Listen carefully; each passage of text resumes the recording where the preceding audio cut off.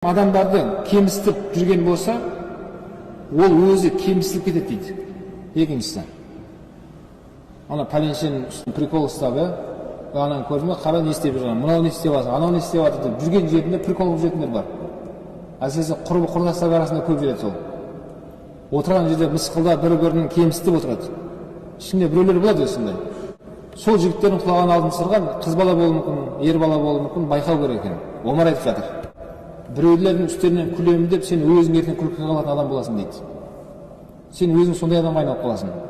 Адамдар сенің үстінен күлетін болады бір уақыт келген кезде. Сол үшін біреудің үстінен күлмей алып қояйық, біз өзіміздің қатемізді туралауға тырысайық.